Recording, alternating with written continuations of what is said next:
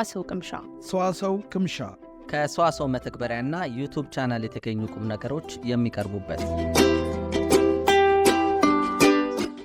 ሰዋሰው ቅምሻ ዘወትር እሁድ በዚህ ሰዓት። ሰላም እንደምናላችሁ የተከበራችሁ የተወደዳችሁ አድማጮቻችን፣ ከናንተ ጋር እንደተለመደው ለሁለት ሰዓት ያክል ቆንጆ ያማረ ቆይታ ልናደርግ እዚህ እንጦጦ ስቱዲዮ ከባልደረቦቼ ናትናኤል ምትኬና ሀና አባይነጋ ተገኝተናል። ዛሬ በዓልም ነው መሰለኝ በኢትዮጵያ ኦርቶዶክስ ተዋሕዶ ቤተክርስቲያን ታላቅ በዓል አለ። አሁን ስንመጣ መንገድ ላይ የድሮ ትዝታን የሚቀሰቅስብን የተለያዩ ዘንባባዎችን፣ ቀለበቶችን እንዲሁም ደግሞ መስቀሎችን በዘንባባ የሚሰሩ ስንመለከት ነበርና ለመላው የክርስትና እምነት ተከታዮች እንኳን ለሆሳዕና በዓል በሰላም አደረሳችሁ እያልን ነው መጀመሪያው። እንኳን አደረሳችሁ። እንኳን አብሮ አደረሰን። አሽዬ ውድ አድማጮቻችን እንደምናላችሁ፣ እንኳን ለሆሳዕና ባህሪያ አደረሳችሁ። ይህ ዓመታዊ በዓል እንግዲህ አሹም እንዳልከው ከዘንባባ ጋር የሚያያዝ ነው። በተለይ ደግሞ ሙያ ያላቸው ልጆች ዘንባባ እኔ በማሰራት ነው የምታወቀው። ብዙ ጊዜ አልችልበትምና ቀለበት፣ መስቀል ግንባር ላይ የሚታሰር ሌሎችም ጌጦች ይሰሩበታልና በጣም ደስ የሚል ድባብን ይፈጥራል። በተለይ ቤተክርስቲያን አካባቢ ደግሞ ምእመናን ነጫጭ ልብሳቸውን ለብሰው ዘንባባቸውን ገዝተው እንዲሁም ደግሞ በጌጥ የተሰራውን ዘንባባ ግንባራቸው ላይ አስረው ስናይ ደስ የሚል ድባብ ይፈጥራልና የፋሲካ መምጣቱን የጾም ጊዜው ሊያልቅ መሆኑን ሊፈታ መሆኑን የሚያሳይ አንዱ ምልክት ነው። ያው ሆሳዕና በአርያም በዓል እንግዲህ እንደሚታወቀው በክርስትና ኦርቶዶክስ ክርስትና እምነት ተከታዮች ዘንድ የሕማማት መግቢያ የሆነችው እሁድ ላይ የሚከበር ነው። ሆሳዕና ማለት መድኃኒት ወይም አቤቱ አሁን አድን ማለት ነው። በአብይ ጾምም በኦርቶዶክስ እምነት ተከታዮች ዘንድ በሚጾመው አብይ ጾም 8ኛ ሳምንት የሚከበር በዓል ነው። ከ8ቱ የአብይ ጾም እሁዶች አንዱና የመጨረሻው ሳምንት ከትንሣኤም ቀድሞ የሚገኝ የሕማማት መግቢያ ዋዜማ ነው ማለት ነው። ሆሳዕና ዘንባባ እናያለን በሆሳዕና ዕለት አይደለ? ልክ ነው። በተለይ ብዙውን ጊዜ ያው ሃይማኖታዊ ክብረ በዓሉ ሃይማኖታዊ አውዱ እንዳለ ሆኖ ግን ይሄ የማህበራዊ ህይወታችን ላይ ግን ዘንባባና ልጆች ዘንባባና ይሄ የሚሰሩት ፈጠራዎች የፈጠራ ስራዎችም ጭምር የምንመለከትበት ጊዜ ነውና ከዘንባባ ጋር ብዙ በዘንባባ ቀለበት ጀምረው በወርቅ ቀለበት የጨረሱ ትዳሮችም አሉ ይኖራሉ እንዴ? እንደውም ደስ ይላል እኮ በዘንባባ መጀመሩ በራሱ ለቀጣዩ ለወርቁ መንደርደሪያ መሆኑን የሚያሳዩ ነገሮች አሉና ብዙ ታሪኮች ይኖራሉ ብለን እናስባለን። አድማጮቻችንም እንግዲህ እንደዚህ አይነት ገጠመኝ ካላቸው መልእክቶቻቸውን ቢነግሩን እኛም ደስ ይለናል። ያው ሆሳዕና ባህሪያም እንግዲህ ኢየሱስ ክርስቶስ ወደ ኢየሩሳሌም በሄደበት ጊዜ እዛ የነበሩት ተከታዮቹ የዘንባባ ዝንጣፊ ያነጠፉለት በአህያ ተጭኖ ክብሩን የገለጸበት ጊዜ ነበርና ሆሳዕና ከዘንባባ ጋር ይያያዛል። በደንብ ይያያዛል። ደስ የሚልም ድባብ ያለው በዓል ነው፣ እየተከበረ ይገኛል በዛሬው ዕለት። ለኦርቶዶክስ እምነት ተከታዮች በሙሉ በዚህ አጋጣሚ እንኳን ለሆሳዕና በአርያም በዓል አደረሳችሁ፣ እንኳን ለሕማማት መግቢያም አደረሳችሁ ማለት እንፈልጋለን። በነገራችን ላይ ናቲ ሀኒ አንዷ ናት በዘንባባ ቀለበት ጀምራ በወርቅ ቀለበት ከጨረሱት መካከልና ዛሬ የማህበራዊ ሚዲያው በጣም ብዙ ስንመለከት ነበር። ከትናንት ጀምሮ የሆሳዕናን የሚገልጹ የተለያዩ ሀሳቦች ሲንሸራሸሩ ተመልክተን ነበርና ከተመለከቱት ነው ትንሽ ይሄንን እንደ ሀሳብ ያነሱትና ለካ የኔው ባልደረባችንም ሀና ዘንባባ ነው ሚስጥሩን እኔም አሁን ነው የሰማሁት ከአድማጮች እኩል ወርቅ ቀለበት ተቀይሮ እንግዲህ እንዲህ ነው በዘንባባ የተጀመረ መሰረት የተበቃበት ህይወት ላይ ተደርሷልና ደስ ይላል በጣም። ዛሬ እሁድ ነው። እጅግ በጣም ደስ የሚል ጊዜን እናሳልፋለን። በሰዋሰው ቅምሻችን እንደተለመደው የተለያዩ ጉዳዮችን በሳምንቱ የነበሩ ሲንሸራሸሩ የነበሩ ሀሳቦችንም እናነሳለን። ድንቃ አለን። ሳምንቱን በታሪክ አለን። ከሰዋሰው መልቲሚዲያ የተገኙ እጅግ ጣዕም ያላችሁ ሙዚቆችንም ለአድማጮቻችን እያደራረስን ቆያለን። የሰዋሰው ቅምሻ መነሻችን የሆነውን ደግሞ የሰዋሰው ፖድካስት ኔትወርክ ዩቲዩብ ቻናላችንን ደግሞ ሁልጊዜም አድማጮቻችን የተለያዩ ፕሮግራሞች ተሰንደው ይቀርቡበታልና ሰብስክራይብ እንድታረጉንም በዚሁ አጋጣሚ ለመጠየቅ እንወዳለን። አዎ ከበዓሉ መለስ ብለን የሳምንቱን አንዳንድ ጉዳዮች ለአድማጮች እናጫውታቸዋለን። በዚህ ሳምንት ብዙ የተሰሙ ጉዳዮችም አሉ ሲሆኑ የተመለከትናቸውም ነገሮች አሉ። ከበድ የሚል ሳምንት ብቻ ሳይሆን ሳምንታት ቀደም ያሉት ሳምንታት ትንሽ ከበድ የሚሉ ይመስለኛል። አዎ ከበድ የሚል ሳምንት ነው። እንግዲህ ለአድማጮቻችን ከሆሳዕና በዓል ጋር አያይዘን መግቢያችንን ጀምረናል። እንግዲህ የዚህን ሳምንት ጉዳዮች እንዲሁም የተለያዩ ኩነቶች ደግሞ አንድ ከሰዋሰው መልቲሚዲያ የተገኘው ሙዚቃ ተገባብዘን ስንመለስ የምንጫወተው ይሆናል። አድማጮቻችን አብራችሁን ቆዩ።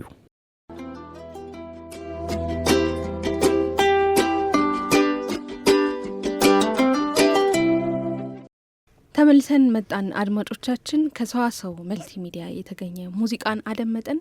እንደወደዳችሁት ተስፋ እናደርጋለን። በድጋሚ ለማድመጥም ሆነ ሌሎች ከሀገር ውስጥም ከሀገር ውጭም ከዓለም ዙሪያ የተገኙ ሙዚቃዎችን እንዲሁም ፖድካስቶችን ሌሎችም ፕሮግራሞችን ለማግኘት ደግሞ የሰዋሰው መልቲሚዲያ አፕሊኬሽንን ከአፕ ስቶርና ከፕሌይ ስቶር በማውረድ እንዲሁም የሰዋሰው መልቲሚዲያ ዩቲዩብ ቻናልን ሰብስክራይብ በማድረግ እንድትከታተሉ እንጋብዛለን።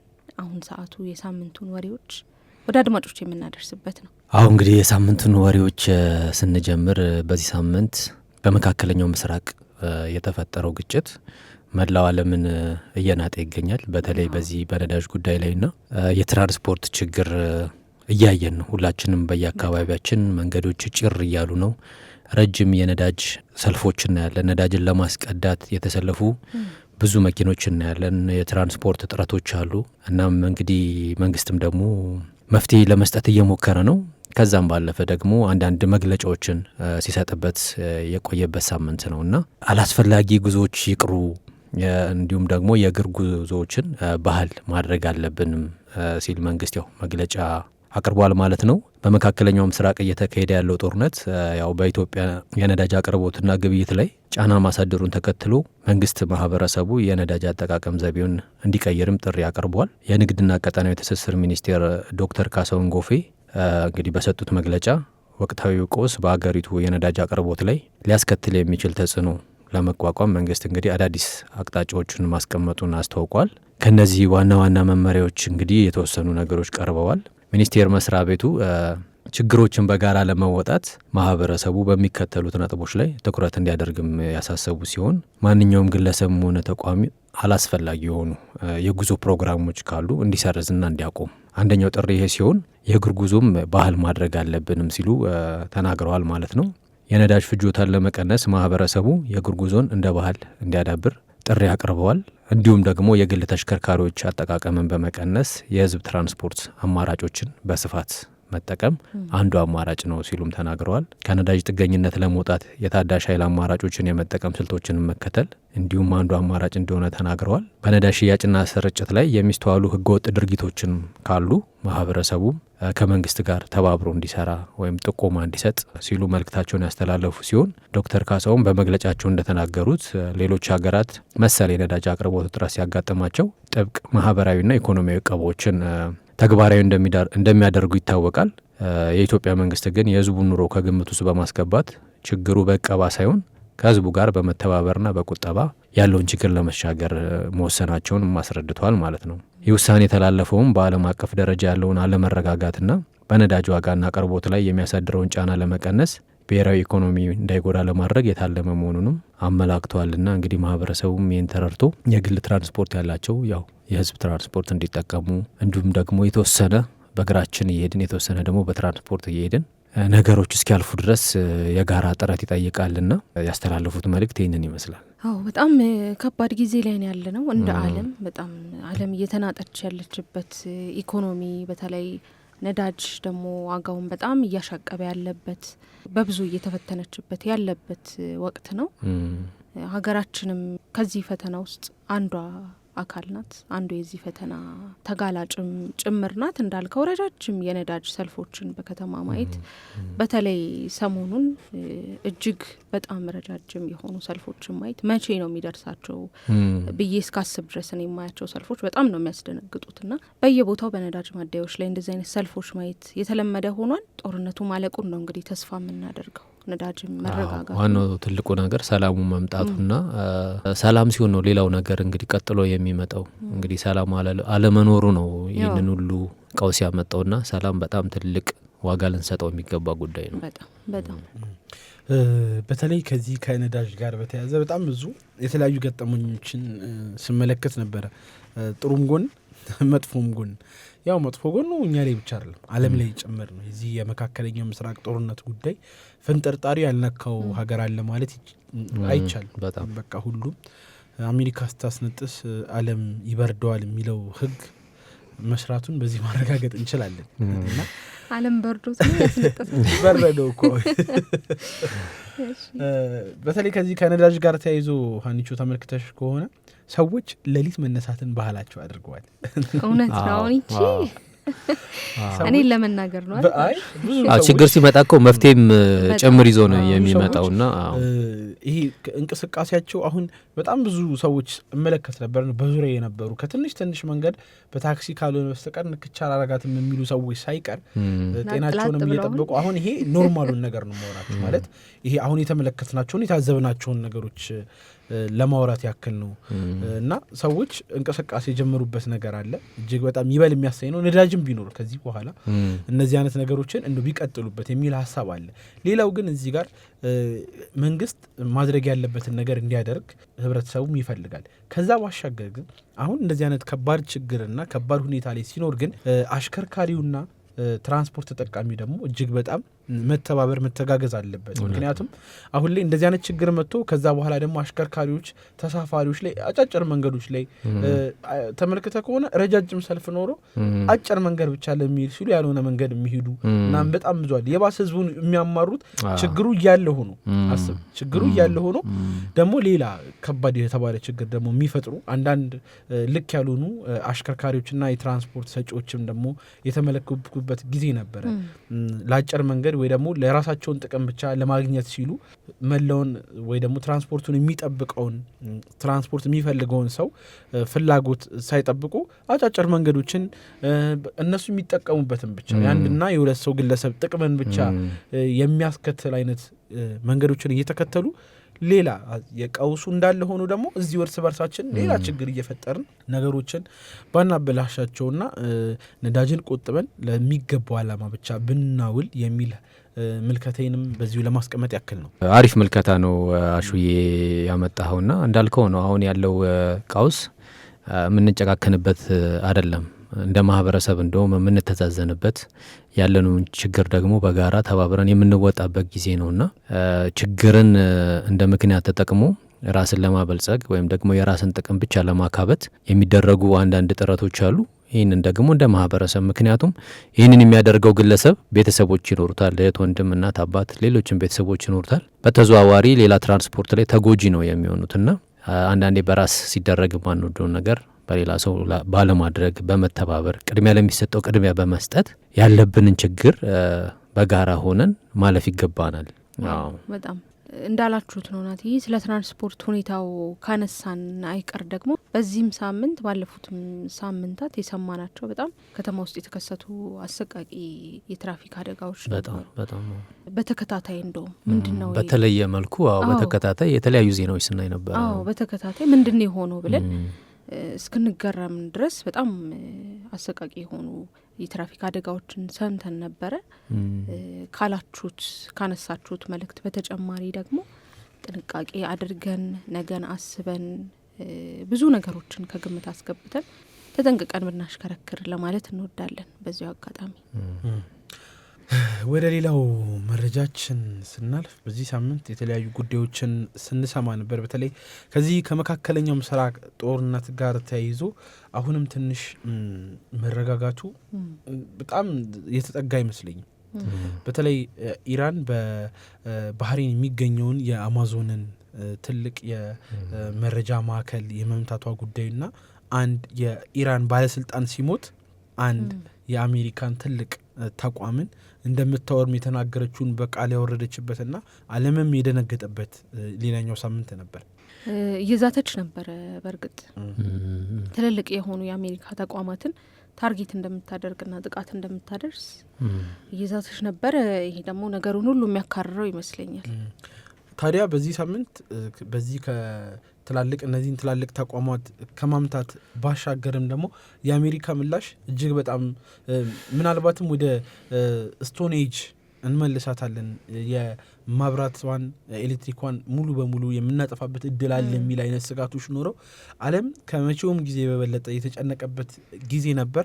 ምናልባት አሁን ትንሽ የሚረጋጋ አይነት መንገዶችም አንድ ሁለት እየተባባሉ ነውና በዚህ ሳምንት ከተሰሙ ብዙዎችን ዓለምን ካስጨነቀ ጉዳይ መካከል የነዚህ ሁለት ሀገራት እርስ በርስ የቃላት ጦርነት አልፎ የመሳሪያ መማዘዙ፣ በተለይ ደግሞ እነዚህ ትላልቅ የኩባንያዎች ዓለምን ላይ ያሉ ግዙፍ ኩባንያዎች ደግሞ ኢላማ መደረጋቸው የዚህ ሳምንት አነጋጋሪ ጉዳይ ነበር።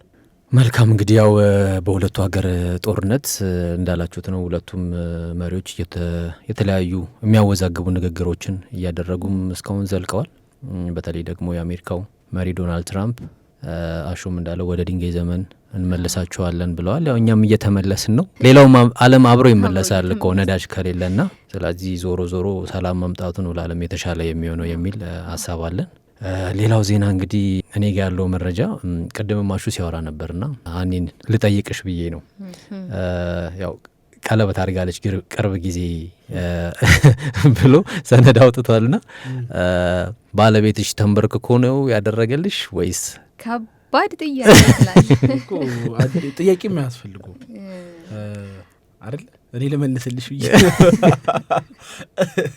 አሹዬ ልመልስ። እሺ መልሻለች። በጣም ብዙ የተለመደው እንደዛ ቢሆንም የኛ ግን ፕራይቬት ነበረች።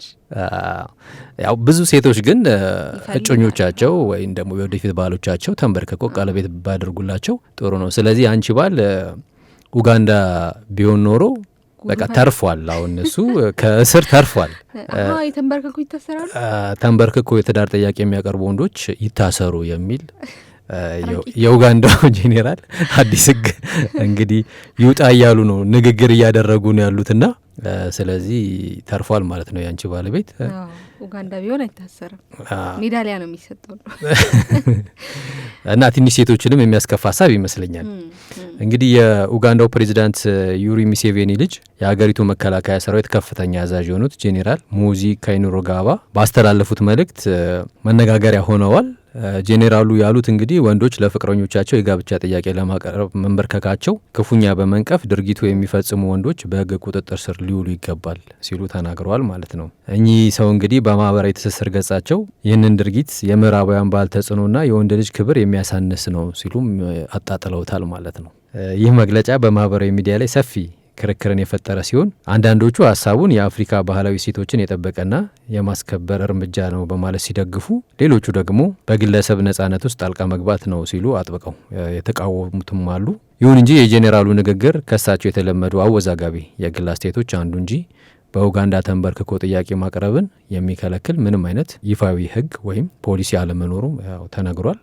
ባለስልጣናትም በመንግስት በኩል የተለወጠ አቋም አለመኖሩን ያረጋገጡ ሲሆን እስካሁን በዚህ ጉዳይ ምክንያት የተያዘ ወይም የታሰረ አንድም ወንድ አለመኖሩ ታውቋል ማለት ነው። ይገርማል። እንደ ሕግ ሆኖ ይወጣል ብለህ ታስባለህ? አይመስለኝም። እንግዲህ ያለነው አፍሪካ ውስጥ ነው። አፍሪካ ላይ አንዳንድ ሕጎች እንግዲህ አይታወቅም። ከባህል ከሴት አሁን መነሻ ሊያደርጉት የፈለጉት ጄኔራሉ የአፍሪካኖች ባህልና ሴት አይደለም፣ የአውሮፓውያኖች ነው ተንበርክኮ አንድ ወንድ ሴትን ለትዳር መጠየቅና ቀለበት ማድረግ። እኔ በነገራችን ላይ ናትዬ ማላምንበት ነገር ማለት ነው ይሄ የአውሮፓ ባህል ነው የሚባል ነገር ማለት ብዙ ከአውሮፓ ተቀብለን በጣም ምንኮራባቸው ሁሉ ያስላለን ከአውሮፓ የወረስነው ነገር ስለሆነ ሁሉ ምንኮራባቸው በጣም እንትን የምንልባቸው፣ ሌላ ደግሞ እለት ተዕለት በቃ ካለነሱ ማንኖር እስኪሆን ድረስ ብዙ የምንገለገልባቸው ነገሮች አሉ። እየመረጥን ይሄ አውሮፓ ነው እኔ አይመቸኝም፣ የእውነት አልወድም። አዎ ነገሮቹ በእርግጥ ያው የአከራካሪ ጉዳይ ነው። ይህ ጉዳይ በብዙ ሀገራት እኛንም ሀገርም ጨምሮ አይ ወንዶች ዝቅ ብለው ተንበርክከው ማድረግ የለባቸውም የሚል ሀሳብ ያለው ማህበረሰብ አለ። አይ ለሴቶች ደግሞ ክብር ለመግለጽ ያክል ነው ወንዱ የሚንበረከከው እንጂ ሌላ የተለየ ነገር የለውም ብሎም ደግሞ የሚያስብ ሌላ ማህበረሰብ አለና ያው ጉዳዩ በእርግጥ አሻሚ ነው። በብዙ ነገር ጥገኛ ነን። ምንም ጠላንም አፍሪካውያን ጥገኛ ነን። እውነት ነው። የአውሮፓውያን ባህልም ይሁን የወረስነው ምርትም ይሁን ስሪትም ይሁን ቴክኖሎጂም ይሁን በብዙ ነገር ጥገኛ ሆነ እየመረጥክ ይሄ አውሮፓ ነው ይሄ የነጭ ነው። አሹ እንግዲህ ስታገባ ትንበረከካለህ ወይስ እንዴት ነው ነገሩ? ተንበርከክ ምንም አይደል። ገና ኑሮ ያንበረከከ የለ እንዴ እኮ ተንበርክኮ ቀለበት ማረኩ ቀላል ነገር ነው።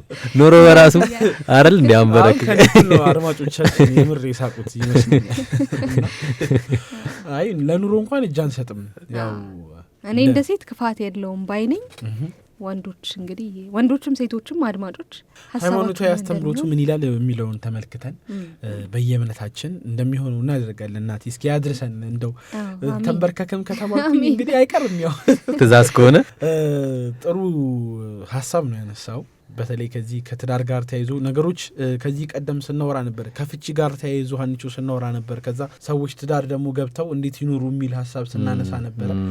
አሁን ላይ እኔ እውነትም ያነሳነውን ሀሳብ ተቀበሉን እንዴ እያልን ነው። ሀኒቾ ሰርጎች፣ ትላልቅ ሰርጎች በመካከለኛ የኑሮ ደረጃ ላይ ያሉ ባልና ሚስቶች ትተው በሽምግልና ብቻ እየቋጩ ይሄ ትንበረከክለታል ያልከውን ኑሮ እየተጋፈጡት የሚገኝበት እድል ከሰሞኑ በጣም በብዙ የሶሻል ሚዲያ ተመለከትክ። በሽምግልና ከትዳር በኋላ እኮ ብዙ የምትመልሳቸው ጥያቄዎች አሉና ከትዳር በፊት ያሉትን ነገሮች በመነጋገር በማሰብ ካለከው ብዙ ነገር ማድረግ የሚጠላ ጥንድ ወይም ቤተሰብ ያለ አይመስለኝም።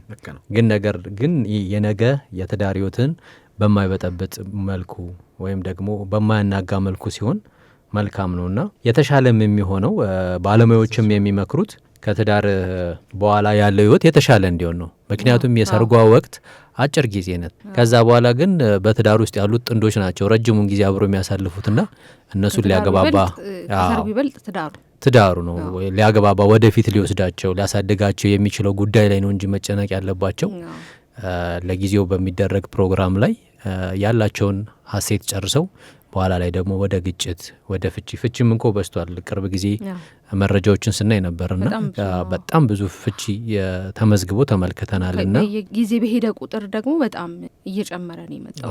ፐርሰንቴጁ ራሱ ካየኸው በጣም ከፍ እያለ ነው ቁጥሩ የመጣው። ይሄ እንግዲህ የሚያሳየው በደንብ ሳያጠኑ ነገሮችን በደንብ ሳይረዱ ወደ ትዳሩ የመግባቱ ጉዳይ ይመስለኛል። ትኩረቱም ለሰርጉ ከፊት ላለው ነገር ለሴሬሞኒው ሰው ለሚያየው ነገር አብረ ሆነህ ለምታሳልፈው ተቻችለ ተከባብረ ለምታሳልፈው ነገር ሳይሆን ሰው ለሚያየው ነገር በጣም ትኩረት መስጠታችንም ይመስለኛል። ስለዚህ አሁን ወደ ትዳር የሚመጡ ሰዎች እኔና ሀኒ አሁን መካሪ መሆን ስለምንችል የመከረን ነው። ግን በጣም ነው የትዳር ጊዜያችሁን አሹ ለዛ ነው ጸጥ ያለው ብሩ የሚያደርገው ከሰርግ በኋላ ያለው ጉዳይ ነውና እሱ ላይ አተኩሩ እንላለን።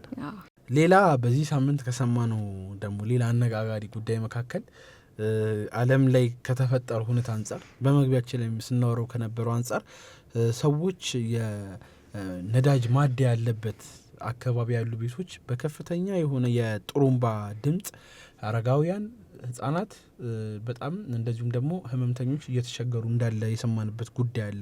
መረጃውም እየወጣ ይገኛልና ምንድነው የአካባቢ ጥበቃና የነዋሪዎች ደህንነት ጥሪም ከተለያዩ አካባቢዎች መሰማቱን የሰማ ነው። በተለይ ከዚህ ከረጃጅም የነዳጅ ለመቅዳት ከሚሰለፉ መኪኖች ጋር ተያይዞ ረጅም ሰልፍ ተመልክተናል።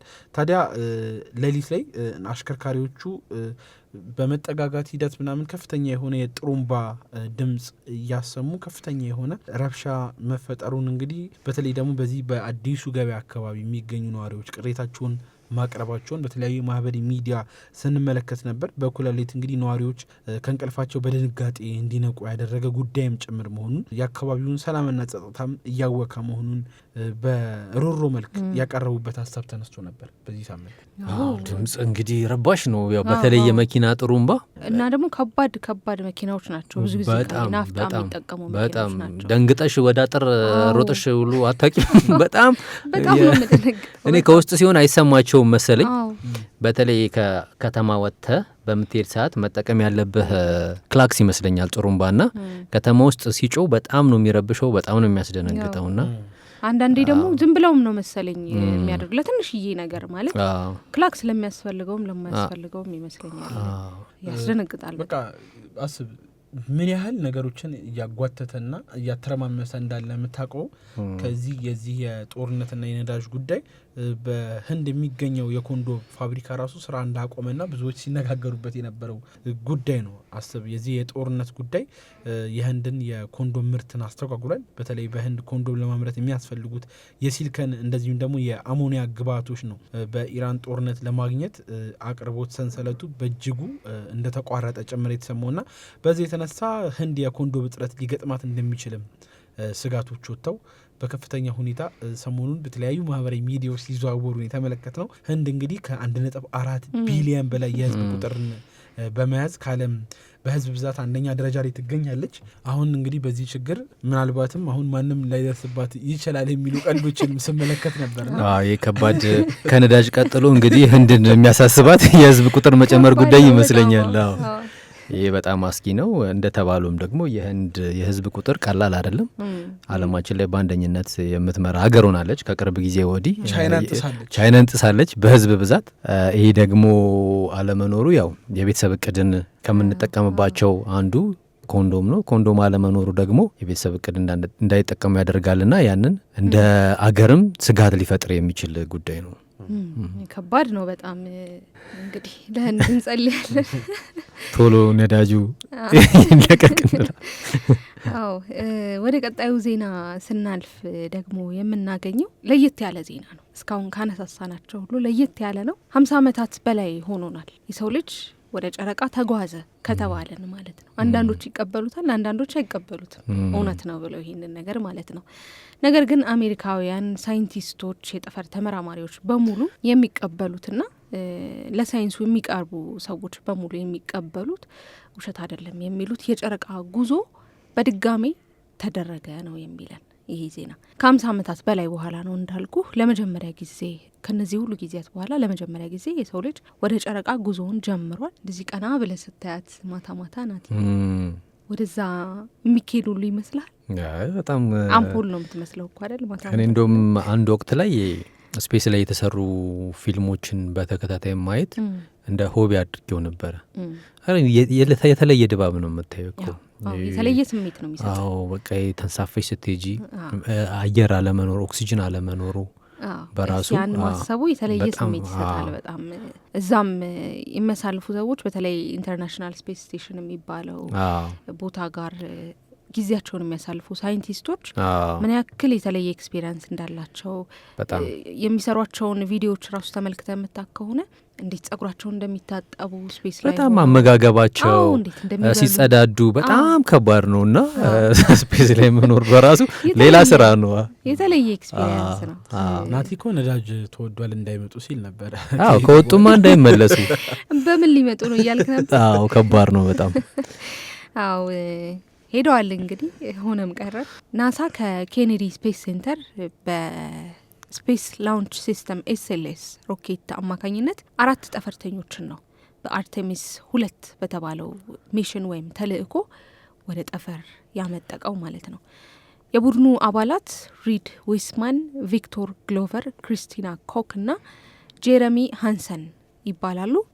ተጓዦቹ ኢንቴግሪቲ ተብሎ በሚጠራው የኦሪዮን መንኮራኩር ውስጥ ሆነው ለ10 ቀናት የሚቆይ የጨረቃ ዙሪያ ጉዞም እያደረጉ ነው ማለት ነው። ጨረቃ ላይ ባያርፉም ከማንኛውም የሰው ልጅ የበለጠ ግን ከምድር ርቀው እንደሚጓዙ ነው የተነገረው። የመጀመሪያውን የጨረቃ ጉዞ የምናስታውስ ከሆነ በእድሜ አይደለም የምለው ግን የመጀመሪያው የጨረቃ ጉዞ የሰው ልጆች ጨረቃ ላይ እንዳረፉት እዚህ ይለናል። እንደውም የአሜሪካን ባንዲራ እዛ ተክሎ ኒል አርምስትሮንግ የተባለው ተመራማሪ የጫማ ዱካዎቹ ራሱ ድረስ ጨረቃ ላይ ያሉ ይባላል። አሁን ላይ ግን ተጓዦቹ ጨረቃ ላይ አያርፉም። ነገር ግን ከማንኛውም የሰው ልጅ በበለጠ ከፍታ ላይ ሆነው ነው የሚጓዙት ማለት ነው። የሰው ልጅን በቀጥታ አይቶ የማያውቀውን የጨረቃን የጀርባ ክፍል ወይም ፋርሳይድ የሚባለውን የመመልከት እድል ይኖራቸዋል። ይህ ተልእኮ በጣም ትልቅ የስፔስ ስኬት አካል እንደሆነ እየተነገረ ይገኛል። በታሪክ ከነበረው የአፖሎ 8 ተልእኮ ጋር የሚመሳሰል ነው። አላማውም በዚህ 10 ዓመታት መጨረሻ ላይ ለሚካሄዱት የጨረቃ ላይ ማረፍ ተልእኮዎች ዝግጅት ማድረግ ነው። የሮኬቱ ምጥቀት እጅግ ኃይለኛ ነበር። 8.8 ሚሊየን ፓውንድ የመግፋት ኃይል ወይም ትረስት አመንጭቷል። በበረራ ወቅት እንግዲህ ደጋፊ ሮኬቶች ወይም ቡስተርስ አሉ። መንኮራኩሩም ምህዋር ውስጥ በመግባት ወደ ጨረቃ የሚወስደውን ትክክለኛ መንገድ እንዲይዝ የሚያደርገው ይሄ ነው። ጠፈርተኞቹ ለመጪዎቹ ተልእኮዎች ዝግጅት እንዲሆን መንኮራኩሯን የማሽከርከር ልምምድም እንዳደረጉ ነው የተነገረው። በጉዞው ላይ እንደ ጀርመን፣ ደቡብ ኮሪያ፣ አርጀንቲናና ሳውዲ አረቢያ ካሉ ሀገራት የተላኩ ትናንሽ ሳተላይቶች ለተለያዩ ምርምሮች ተልከዋል። በመንኮራኩሯ ውስጥ ደግሞ የጠፈር ጨረር ወይም ራዲዬሽን እና ረጅም ጉዞ በሰው አካል ላይ የሚያሳድሩት ተጽዕኖ በጠፈርተኞቹ ላይ ምን እንደሚሆን ጥናት እየተደረገበት ነው ማለት ነው። ከጥቂት ቀናት ጉዞ በኋላም መንኮራኩሯ ጨረቃን እንደምትዞር ነው የተነገረው። ጠፈርተኞቹ የጨረቃን ገጽታ በመመልከትም ጠቃሚ መረጃዎችን ይሰበስባሉ ተብሎ ይጠበቃል። የበረሩበት መንገድ ወይም ወደ ጠፈር የወጡበት መንገድ እንግዲህ በተለየ ሁኔታ ነው። በፊት ከተለመደው ውጭ ነውና እንግዲህ አዲስ ነገር ዲስከቨር አድርገው ያመጡልናል ብለን እናስባለን። ወደ እኔ የውጭ መረጃ ስናልፍ ደግሞ ከሱስ ጋር በተያያዘ ነውና ብዙ ጊዜ ሰዎች ነን፣ ሱስ ያጠቃናል። የተለያዩ ሱሶች እንያዛለንና ሱስ ስንያዝ መፍትሄ ልናደርገው የምንችለው የስነ ልቦና ባለሙያ ጋር መሄድ ወይም ደግሞ የሕክምና ባለሙያ ጋር ሄዶ ከዛ ሱስ እንዴት መላቀቅ ይቻላል በማለት ምክርን በመውሰድ ማቆያ በመግባት የተለያዩ ትሪትመንቶችን በማግኘት ከዛ ሱስ የምንላቀቅበትን መንገድ እንፈጥራለን። እጄ ላይ ያለው መረጃ ግን ከዛ በተለየ ነው። እንግዲህ ልጁ የነበረበት ሱስ የሲጋራ ነው። ራሱን በፍርግርግ ብረት ያሰረ ቱርካዊ ግለሰብ ነው። ለመተው ከሱሱ ለመውጣት ማለት ነው። እና ሱስን ለማቆም እንግዲህ ሰዎች የተለያዩ መንገዶችን ይጠቀማሉ። አንዳንዶቹ ያው በሕክምና፣ ሌሎች ደግሞ በስነ ልቦና ምክር ከዛ ሱስ ለመውጣት ሲሞክራሉ። ሆኖም ግን ኢብራሂም ዩሴል የተባለው ቱርካዊ ግለሰብ የሄደበት ርቀት ግን በመላው ዓለም ያስገረመ ነበር። ለአመታት ሲያሰቃየው የነበረውና በቀን እስከ 2 ፓኮ ያጨስ የነበረውን የሲጋራ ሱስ ለማሸነፍ ሲል ግለሰቡ ራሱን በብረት ጎጆ ለመቆለፍ ወስኗል። ይህ የብረት ጎጆ በጭንቅላቱ ላይ የሚጠለቅና ልክ እንደ ሞተር ሳይክል ሄልሜት የሚዘጋ ነው። ኢብራሂም የጎጆውን ቁልፍ ለባለቤቱ ያስረከበ ሲሆን እሷም የምትከፍትለት ለምግብ ሰዓት ብቻ ነው። ይህም በስራ ቦታም ሆነ ከቤት ውጭ ሲሆን በምንም ተአምር ያው ሲጋራ አያጨስም ማለት ነው። ያ ኬጁ ይከልለዋል። ግለሰቡ ለዚህ አስገራሚ ውሳኔው የደረሰው አባቱ ከዚህ በፊት በሳምባ ካንሰር ህይወታቸው ማለፋቸውን ተከትሎ ነው። እሱም እንግዲህ በራሱ ላይ ይህ የጤና እክል እንዳይደርስበት በመስጋት መሆኑን አስረድቷል። የቱርክ መገናኛ ብዙኃን በወቅቱ እንደዘገቡት ግለሰቡ ይህንን ያደረገው የራሱን ፍላጎት መቆጣጠር ስላልቻለና የመጨረሻውን የጥንካሬ እርምጃ ለመውሰድ በማሰቡም ነው። ይህ ታሪክ ሱስን ለማሸነፍ የግል ጥረትና ቆራጥነት ምን ያህል አስፈላጊ መሆኑን የሚያሳይ ቢሆንም ግለሰቡ የተጠቀመበት ዘዴ ግን እስካሁን በዓለማችን ካሉ አስገራሚ የሱስ ማቆሚያ መንገዶች አንዱ ነው ተብሎ እየተጠቀሰ ነው። ሱስ ምን ያክል ከባድ እንደሆነ የሚያሳየን ነው። አንዳንዴ ከራስ በላይ ይሁንና ይቆጣጠርሻል። አንቺ መቆጣጠር የማትችው ሁኔታ ውስጥ ትገቢያለሽ እና ምን ያክል ከባድ ሁኔታ ውስጥ ቢሆን እንደሆነ አስበዋል። በጣም ራሱ ላይ እንደዚህ የመወሰን ራሱን መገደብ ምን ያክል የሚከብደው እንደሆነ ማየት እንችላለን። ልክ ነው። ዛሬ በጣም ብዙ የማያልቁ መረጃዎችን ለአድማጮቻችን በዚህ ሳምንት ከተሰሙ ጉዳዮች መካከል እያነሳን እየነጋገርናቸው፣ እንደዚሁም ደግሞ የእነሱ ሀሳብ ምንድን ነው የሚለውን በሰዋሰው ፖድካስት ኔትወርክ የዩቲዩብ ቻናላችን ላይ በኮመንት መስጫው ላይ እንድንነጋገርበት ሀሳባችሁን እንድታንሸራሽሩን በትህትና እየጠየቅን እስካሁን ድረስ እያደመጣችሁን ስላላችሁ ስለምትቆዩንም አብራችሁን እጅግ አድርገን እያመሰገንን ቆንጆ ከሰዋሰው መልቲሚዲያ የተገኘ ሙዚቃን ለአድማጮቻችን እናደርሳችኋለን። ሰዋሰው አፕ ሚውዚክን ከፕሌይ ስቶር እንደዚሁም ደግሞ ከአፕ ስቶር ላይ መተግበሪያውን በመውረድ በተለይ አዳዲስ ከፊታችን በሚመጡ ጊዜያትም ቆንጆ ሙዚቃዎች ወደ እናንተ ልናደርስ በዝግጅት ላይ እንገኛለን እና ካሁኑ አፕሊኬሽኖቹን እያወረዳችሁን እንድትጠብቁ እንደዚሁም ደግሞ የሰዋሰው መልቲሚዲያ ዩቲዩብ ቻናልን ሰብስክራይብ እያደረጋችሁ እንድትቆዩን የሚል ሀሳባችን በዚሁ ለማስተላለፍ እንወዳለን። የሰዋሰው ቅምሻ መነሻ የሆነን የሰዋሰው ፖድካስት ኔትወርክ የተለያዩ ዝግጅቶችን በየሳምንቱ ለእናንተ ያደርሳል። ይህንንም የዩቲዩብ ቻናል ሰብስክራይብ በማድረግ ቤተሰባችን ሁኑ እንላለን። በትራንስፖርት በቤታችሁ በስራ ላይ ሆናችሁ እያደመጣችሁን ስለምትገኙ እያመሰገንን ተመልሰን ስንገናኝ ደግሞ ቆንጆ ከሰዋሰው ፖድካስት ኔትወርክ የተገኘ ፕሮግራም እንጋብዛችኋለን። ሙዚቃ ሰምተን ፕሮግራም ሰምተን ተመልሰን እንገናኛለን።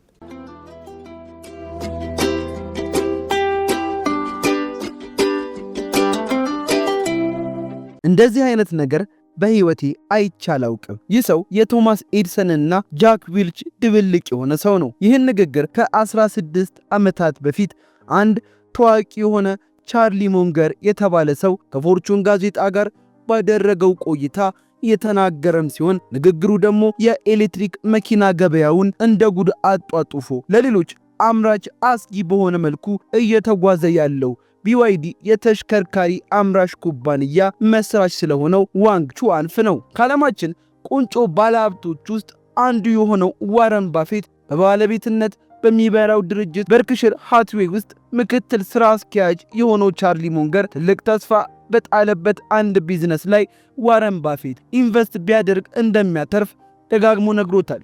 ቻርሊ ሙንገር የBYD መስራች የሆነውን ሰው የፈጠራ ችሎታና የአመራር ጥበብ ቃላት እስኪያጥረው ድረስ እያደነቀ ፈጠራ ሲባል ወደ አእምሮአችን ብቅ ከሚሉ ሰዎች መካከል አንዱ ከሆነው አምፖልን ከፈጠረው ሰው ቶማስ ኤዲሰንና የአውሮፕላን ሞተርን ጨምሮ ሌሎች ትልልቅ የኤሌክትሪክ ምርቶች አምራች ጀነራል ኤሌክትሪክ COO በመሆን ለዓመታት ካገለገለው ጃክ ዊልች ጋር አመሳስሎታልም። ከቶማስ ኤዲሰን ጋር ያመሳሰለው በፈጠራ ብቃቱ ሲሆን ልክ እንደ ቶማስ ኤዲሰን ለችግሮች መፍትሄ ለመስጠት የሚጠቀመው የፈጠራ ችሎታንም አድንቆለታል።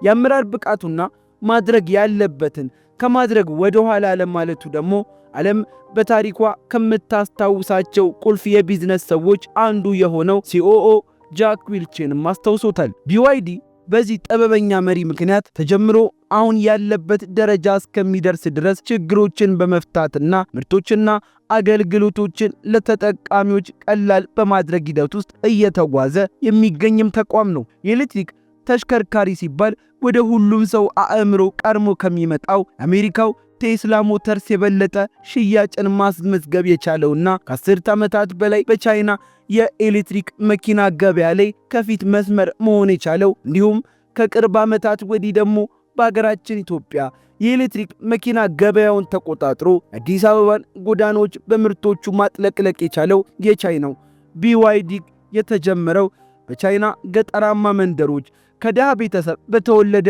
አንድ ባለ ብሩህ አእምሮም ሰው ነበር። ዋንግ ቹአንፍ በፈረንጆቹ 1966 በቻይና የተወለደም ሲሆን ገና በልጅነቱ ሁለቱንም ወላጆቹን በሞት በመነጠቁ ምክንያት ያሳደጉት ታላላቅ ወንድምና እህቶቹ ነበሩ። ሕይወት ለትንሹ ዋንግ ከባድ የነበረችና እድሎችም ጠባብ የነበሩ ቢሆንም እሱ ግን ወደፊቱን ብሩህ የሚያደርግበት ተፈጥሮ ያደለችው ስጦታም ነበረው። ይህም ትምህርትና ዕውቀትን አጥብቆ መፈለጉም ነበር። ሳይንስን እጅግ አድርጎ ይወድ የነበረው ዋንግ ካለበት ሁኔታ መውጫ መንገዱም ትምህርት እንደሆነ ያምንም ነበር። ይህ እምነቱ በዘመናዊነት ዓለም እጅግ አስፈላጊ ቴክኖሎጂ ከሆኑት ውስጥ አንዱ የሆነው የባትሪ ቴክኖሎጂን ማምረት እንዲችል ያገዘው የኬሚስትሪና ማቴሪያል ሳይንስ እንዲያጠና መንገዱንም ከፍቶለታል። በ1980ዎቹ ዋንግ በቻይና ትልልቅ ከሚባሉት የኢንጂነሪንግ ተቋማት ውስጥ በሚመደበው ሴንትራል ሳውት ዩኒቨርሲቲ ውስጥ ገብቶ ትምህርቱን መከታተል የጀመረም ሲሆን ትኩረትን በሚፈልገው ከባድ ፊልድ ኬሚካል ኢንጂነሪንግንና ሜታለርጂ ውስጥ ባሳየው ብቃት የብዙ ፕሮፌሰሮችን ቀልብ መሳብ ችሎ የነበረው ዋንግ መጀመሪያ ዲግሪ ትምህርቱን በድል አጠናቆ በባትሪ ቁሳቁሶች ላይ ስፔሻላይዝድ ለማድረግ ደግሞ የማስተርስ ዲግሪን ትምህርቱንም ቀጠለ። ከዩኒቨርሲቲ ቆይታ በኋላ ዋንግ በቤጂንግ በሚገኝ አንድ ኢንስቲትዩት ውስጥ የባትሪ ኬሚስትሪን በጥልቀት ማጥናትና በዘመናዊ ቻርጅ የሚደረጉ ባትሪዎች ውስጥ የሚገኙ ግብዓቶች ላይ ሪሰርች መስራትም ጀመረ። ነገር ግን ይህ ሰው ሪሰርቸር ብቻ አልነበረም። በተፈጥሮ የፈጠራ ችሎታን የታደለና ያለመታከት የተሻለ ነገርን በሚረክስ ዋጋ ለማቅረብ የሚጥርም ሰው ነበር። ዋንግ ሪሰርች በመስራት ህይወቱን መምራት እንደማይፈልግ ያውቅ ነበርና ለዚህም የራሱን ነገር ለመስራት በማሰብ በ1995 ከአንድ ሰው በተበደረው $300,000 በቻይናዋ ሸንዝን ከተማ BYDን ያቋቋመው። BYD ወይንም ሲተነተን ቢልድ ዩር ድሪምስ የተባለው ተቋም በቻይና ኬሚስትና ኢንጂነር ሲመሰረት ከዓመታት በኋላ የዓለምን የመኪና ገበያ ከሚቆጣጠሩ መሃል ይሆናል ብሎ የገመተም አልነበረም። በሸንዘን ቻይና ቻርጅ የሚደረጉ ባትሪዎች አምራች ሆኖ የተነሳው BYD ለሞባይል ስልኮችና ላፕቶፖች የሚሆኑ ባትሪዎችን በመስራትም ነበር የጀመረው።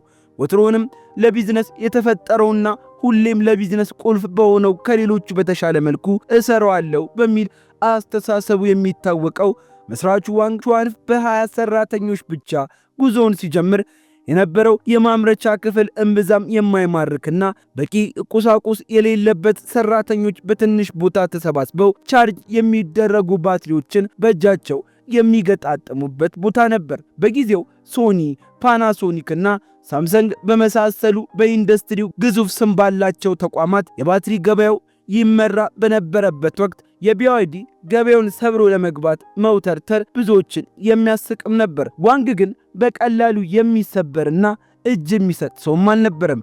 አንድ ነገር ቢዋይዲን ከሌሎች እንደሚለየውም ተማምኗል። ይህም ጥራታቸው ከትልልቆቹ ተቋማት የባትሪ ምርቶች ጋር የሚስተካከሉ ነገር ግን ዋጋቸው የሚረክስ ምርቶችን ማቅረብ ነው።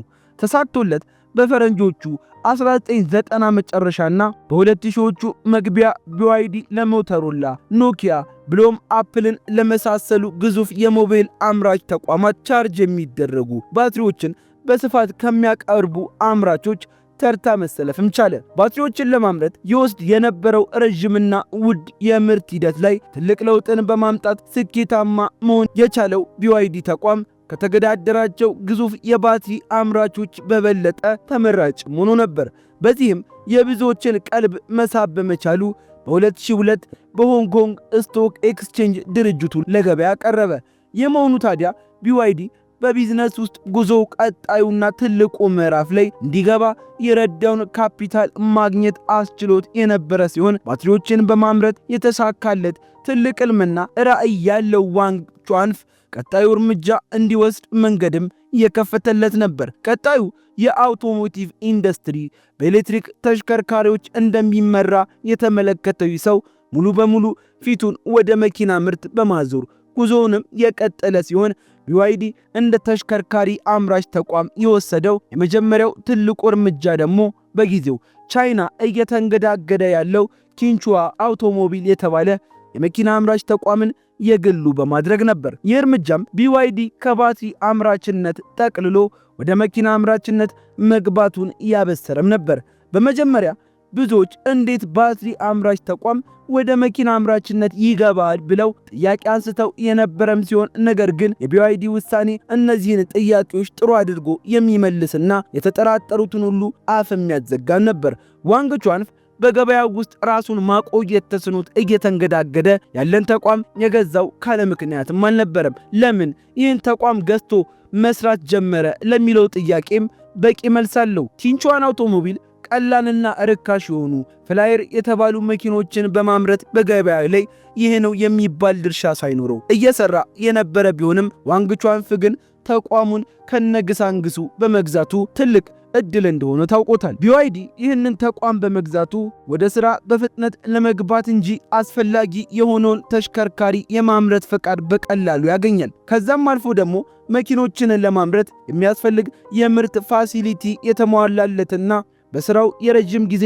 ልምድ ያላቸውን ሰራተኞች አብሮ ይዞ የሚመጣ መሆኑ ቢዋይዲ ለመጨረሻ ዓመታት ይፈጅበት የነበረውን የቢሮክራሲና የመቋቋም ሂደት ዘሎ በቀጥታ ወደ ሥራ እንዲገባ ማስችሎታል። ብዙዎች መኪናን እንዴት ያመርታል ብለው የተጠራጠሩት ቢዋይዲም በባትሪ ምርት ላይ የተጠቀመውን ፈጠራና ያገኘውን ስኬት በኤሌክትሪክ መኪና ባትሪዎች ላይ ተግባራዊ ለማድረግ በማሰብ ጠንካራ ጎኑን ወደሚንገዳገደው ተቋም ይዞ መጥቶ በሁለት እግሩ እንዲቆም ማድረግም ችሏል። ለረጅም ጊዜ የመኪና አምራችነት ስራው ላይ በቆዩ ታዋቂ የመኪና አምራቾች መሃል በድፍረት የጀመረው ቢዋይዲ የመኪና አምራችነት ጉዞ የመጀመሪያው ማረፊያ ያደረገው ምርት ቢዋይዲ ኤፍ3 የተባለው መኪና ነበር። ይህ ምርት በዲዛይንም ሆነ በኢንጂነሪንግ ቁጭ የቶዮታ ኮሮላ ምርት ይመስላል ተብሎ ትችት ቀርቦበት የነበረ ሲሆን ነገር ግን ነገሮች ካለ ምክንያት የማያደርገው ዋንግ ቹዋንፍ በጊዜው ስኬታማ የነበሩ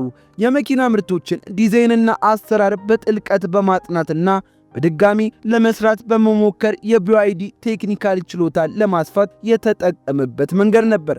በሚገርም ሁኔታ ይህ የመጀመሪያው የሆነው የቢዋይዲ ምርት በቻይና ስኬታማ መሆን ችሎ የነበረም ሲሆን ዋጋው ተመጣጣኝ መሆኑ፣ ጥሩ ኳሊቲ ያለው መሆኑና ነዳጅ ቆጣቢ መሆኑ አብዛኛውን በመካከለኛ የኑሮ ደረጃ ላይ የሚገኘውን የቻይና ሕዝብ ቀልብ መሳብም ችሏል። ዋንግ ቹዋንግ ለኤሌክትሪክ መኪና ኢንዱስትሪው ማርሽ ቀያሪ የሆነውንና አሁን ላይ BYD ተመራጭ የኤሌክትሪክ መኪና እንዲሆን ካደረጉት ምክንያቶች አንዱ የሆነውን የሊቲየም አይረን ፎስፌት ባትሪ ቴክኖሎጂን በBYD መኪና አምራች ተቋም አስተዋውቆናል። ተቋሙ ፈጠራ የታከለባቸው ምርቶቹ ተወዳዳሪ እንዲሆኑ የሚያስችሉትም ነበሩ። በ2008 BYD የመጀመሪያውን ሃይብሪድ መኪናውን F3DM ማምረትም ጀመረ። ይህ ምርት በመጀመሪያ ቴክኒካል ችግሮችና ወደ ገበያው ሰርጎ መግባት አለመቻል ገጥሞት የነበረ ቢሆንም ለBYD የኤሌክትሪክ ተሽከርካሪ መሪነት ግን መሰረት የጣለና BYDን ተመራጭ የሚያደርገውን የባትሪ ቴክኖሎጂ ያካተተ ነበር። BYD የኤሌክትሪክ መኪኖችን ለማምረት በሙሉ አቅሙ ገፍቶ በገባበት በዚህ ጊዜ ነበር ጨዋታ ቀያሪ የሆነው ጉዳይ የተከሰተው። በ2008 የዋረን ባፌት ንብረት የሆነው ቤርክሺር ሃትዌይ በምክትል ስራ አስኪያጁ ቻርሊ ሙንገር አነሳሽነት በBYD ላይ $230 ሚሊዮን ኢንቨስት አድርጎ የድርጅቱን 10% ድርሻ ገዛ። ይህ ድጋፍ ለBYD የፋይናንስ ድጋፍ ብቻ አልነበረም፣ ተቋሙ በዓለም አቀፍ ደረጃ እንዲታወቅ ያደረገም ጭምር እንጂ። ነገር ግን ዋረን ባፌት ከኢንቨስትመንቱ በኋላ በ2010 በቻይና የሚገኘውን የBYDን ዋና መስሪያ ቤት እንቅስቃሴ ለመጎብኘት በሄደበት ወቅት ነገሮች እንደጠበቃቸው አላገኛቸውም ነበር። በጊዜው ገና ወደ ኤሌክትሪክ ተሽከርካሪ ምርት እየገባ የነበረው BYD የሚያመርታቸው ምርቶች ስኬት በገበያ ላይ ለማሳየት በሂደት ላይ ያለበት ጊዜ ነበር። በጉብኝቱ ወቅትም BYD ክትትልና ምርትን በማሳደግ ላይ ችግሮች የነበሩበት ሲሆን ዋረን ባፌት BYD ከባትሪ አምራችነት ወደ ኤሌክትሪክ መኪና አምራችነት በስኬት መሄድ መቻሉን እጠራጠራለሁ ሲል ተናግሮ ነበር።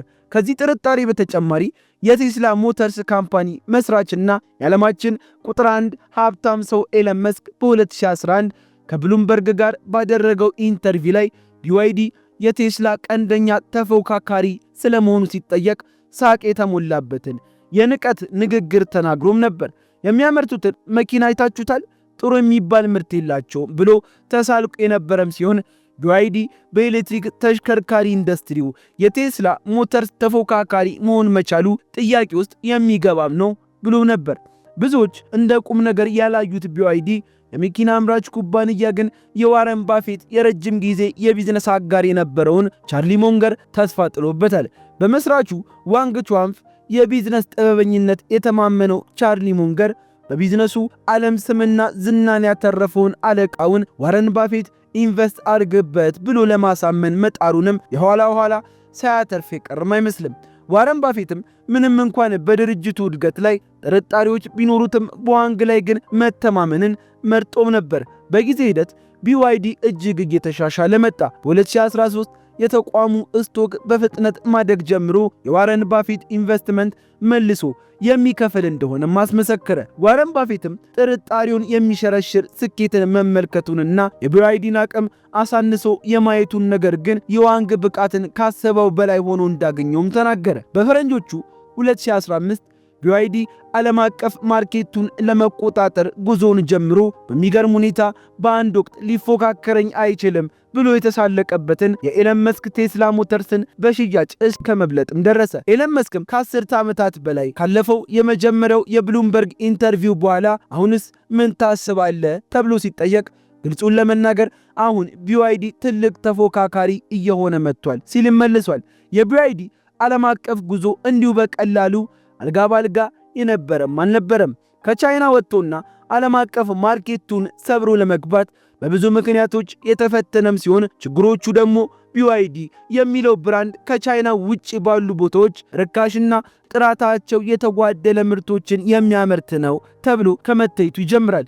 ይህም ቶዮታና ቴስላን የመሳሰሉ ረጅም ጊዜ ገበያ ላይ የቆዩ መኪኖችን ለለመደው ዓለም አቀፍ ገበያ የBYD አስተማማኝነት እንዳይዋጥለትም ያደርጋል። ከዚህ በተጨማሪ ደግሞ ኤለን መስክን ስለ BYD ተጠይቆ የሰጠውን አስተያየት የመሰሉ ብዙ ደካማ ጎኑን አጉልተው የሚያሳዩ አስተያየቶች መብዛታቸው ብዙዎች እምነት እንዳይጥሉበትም አድርጎት ነበር። እነዚህን ሁሉ ተግዳሮቶች ሳያንሱ BYD በአሜሪካና አውሮፓ ገበያ ውስጥ ለመግባት ማለፍ ያለበት ፍተሻዎችና ማሟላት የነበረበት መስፈርቶች በመኖራቸው እነሱን ለማሟላት በሚል ተጨማሪ የማምረት ጊዜውን እንዲወስድና ብዙ ገንዘብ እንዲያወጣም ተገዷል። ሳይነሳ የማይታለፈው ሌላኛው ችግር ደግሞ BYD በእንግሊዝ ከስያሜው ጋር በተያዘ የገጠመው ችግር ነበር።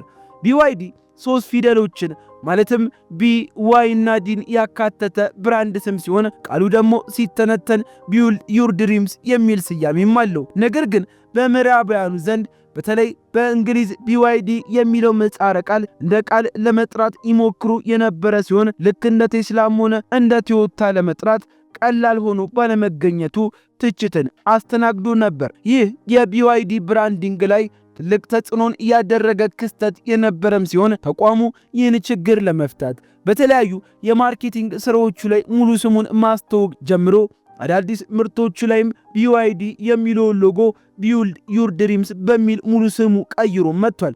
ምንም እንኳን BYD ከስሙ ጋር ተያይዞ የመጣውን ብዥታ ለመቅረፍ ሙሉ ስሙን ማስተዋወቅ ቢጀምርም አሁንም ግን ስሙ የተቋሙን ዓላማና ራዕይ ለይቶ የሚያንጸባርቅ ሳይሆን የተለመደና ለብራንድ የማይሆን ነው የሚሉ አስተያየቶችም አልጠፉም። BYD በብዙዎች ጥርጣሬና በቴክኒካል ተግዳሮቶች ውስጥ ለማለፍ ቢገደድም በዋንግ ቹዋንፍ የመሪነት ብቃትና ከካርበን ጽዱ የሆነች ዓለምን ለማየት የቻይና መንግስት ባሳየው መልካም ድጋፍ ወደፊት መገስገስ የቻለ ተቋምም ነው። አሁን ላይ በአዲስ አበባ ጎዳናዎች ላይ የሚጓዝ አንድ ሰው BYD መኪኖችን በመንገዶች ላይ ሲሽከረከሩ ሳይመለከት ይገባል ብንል ውሸት ይሆናል። የኢትዮጵያ ኤሌክትሪክ መኪና ገበያውን በሚገርም ሁኔታ ተቆጣጥሮታል። ነገር ግን አሜሪካዊው ባለሀብት ዋረን ባፌት ረብጣ ዶላሮችን ኢንቨስት ያደረገበትን ይህንን ተቋም ራሱ አሜሪካና ካናዳን ጨምሮ ሌሎች ሀገራት ወደ ሀገራቸው እንዳይገባ ለማድረግ እጅግ ብዙ ግብር እየጣሉበት ያለው ለምን ይሆን? በአሜሪካ ብቻ የባይደን አስተዳደር BYDን ጨምሮ የቻይና ኤሌክትሪክ መኪኖች ላይ በናሽናል ሴኩሪቲና የደህንነት ጉዳዮች ምክንያት አሜሪካ እገዳ ልትጥልበት እንደምትችል አስታውቆ የነበረም ሲሆን ቻይና ሰራሽ በሆኑ መኪኖች ላይ የጣለው ከፍተኛ ታሪፍ ደግሞ BYD በአሜሪካ ገበያ ላይ ለመግባት የሚያደርገውን ጥረትም አክብሮበታል። በቅርቡ BYD በካናዳ ለመግባት የነበረውን እቅድ አቆየዋለሁ ማለቱም ካናዳ 100% ታሪፍ እጥላለሁ ከማለቷ ጋር ተያይዞም ነው።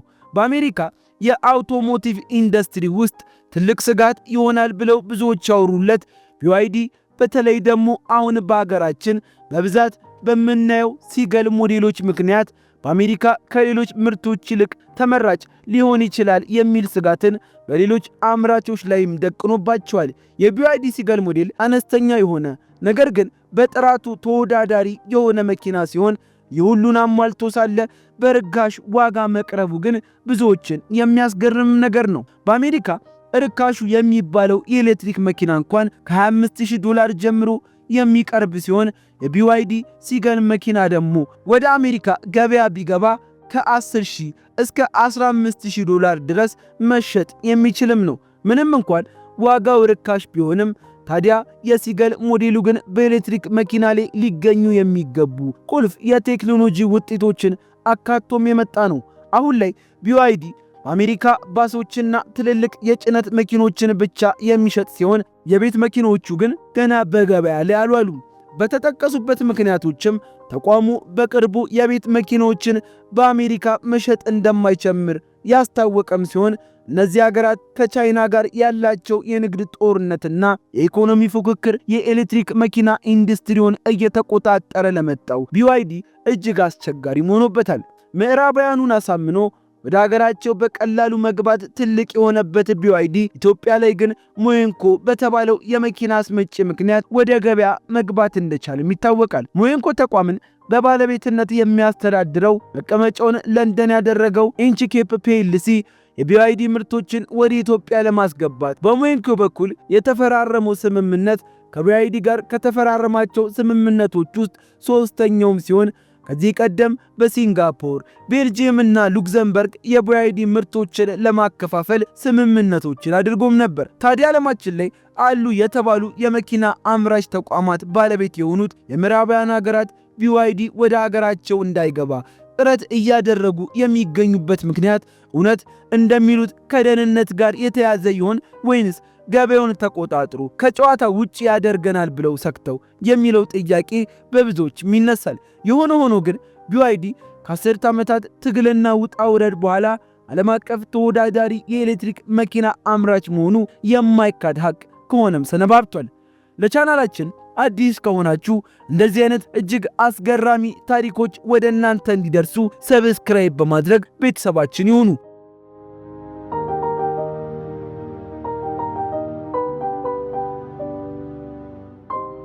ሰዋሰው ቅምሻችን እንደቀጠለ ነው። ተመልሰናል። ውድ አድማጮቻችን ከሰዋሰው ፖድካስት ኔትወርክ የተገኘ ቆንጆ ፕሮግራም ተገባበዝን። እንዲሁም ከሰዋሰው መልቲ ሚዲያ የተገኘ አንድ ሙዚቃ ተገባበዝን። አሁን ደግሞ ሰዓቱ ሳምንቱን በታሪክ ወደ እናንተ የምናቀርብበት ነው። በዚህ ሳምንት የተከወኑ የነበሩ ኩነቶች፣ ታሪኮች ምን ነበሩ የሚለውን ሀኒ ወደ እናንተ ታደርስልናለች።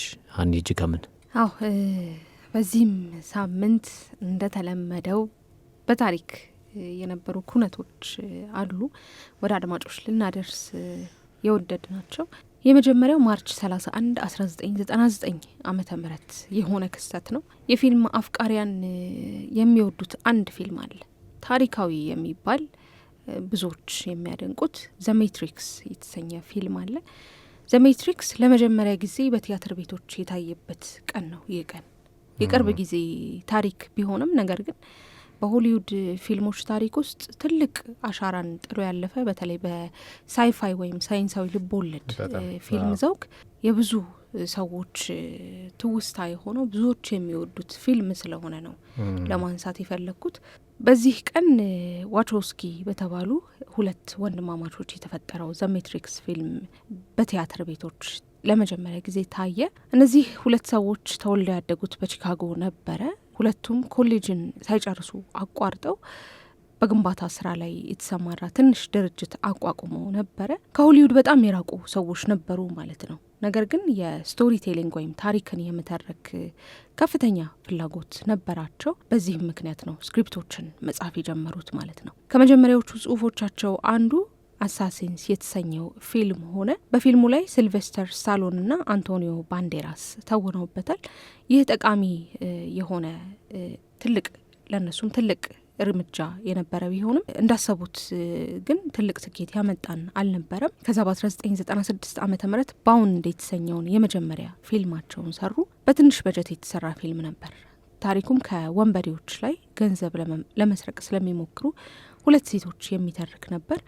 የፊልም ተቺዎች ፊልሙን የወደዱት ሲሆን ቀስ በቀስም ተወዳጅነትን ማግኘት ቻለ።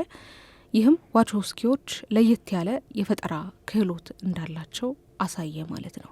ከዚያ ነው ትልቁ ስኬት የመጣው። አንድ ዓለም ላይ ስላለ ቁጥጥር ወይም ስለ ነጻነት፣ ስለ እንደዚህ አይነት ሀሳቦች ሪያሊቲ ምንድን ነው የሚለውን የዓለምን እውነታ የሚያሳይ ፊልም ለመስራት ፈለጉ። ይህ ሀሳብ ነው እንግዲህ ዘ ሜትሪክስ ወደ ተሰኘው ፊልም የተቀየረው ማለት ነው። ፊልሙ $70 ሚሊዮን በጀት ነው የተሰራው። ታሪኩም ማሽኖች ሰዎችን ሳያውቁት ስለሚቆጣጠሩበት ድብቅ ዓለም ይተርካል።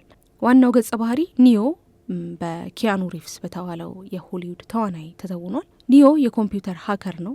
አንድ ቀን አስደንጋጭ የሆነ እውነታን ያውቃል ወይም ይረዳል። ይህም የሚኖርበት ዓለም እውነተኛ እንዳልሆነ ነው። እንዲያውም ሜትሪክስ የሚባል ሲሙሌሽን ወይም ሰው ሰራሽ የሆነ እውነታ ሪያሊቲ ውስጥ እንደሚኖር ማወቁ ነው። ማሽኖች ሰዎችን ለመቆጣጠር የፈጠሩት እንደሆነም ይረዳል። ፊልሙ በታሪኩ ብቻ ሳይሆን በአቀራረቡም አዲስ ነበረ። የዝግታ ወይም ስሎ ሞሽን ትዕይንቶችን፣ ጠንካራ የእርምጃ ትዕይንቶችንና ቡሌት ታይም የሚባሉ ምስላዊ ውጤቶችንም ተጠቅሟል። ታሪኩ በተጨማሪም ከብዙ ምንጮች የተወሰዱ ሀሳቦችን አካቷል። ፍልስፍናን፣ የኮሚክ መጽሐፍትን፣ ሃይማኖትን የመሳሰሉ ጉዳዮችንም የሚነካ ፊልም ነበረ። ዘ ሜትሪክስ ከፊልምም በላይ የሆነ ትልቅ የንግድ ስም ወይም ፍራንቻይዝ ለመሆን የበቃ ፊልም ነበረ።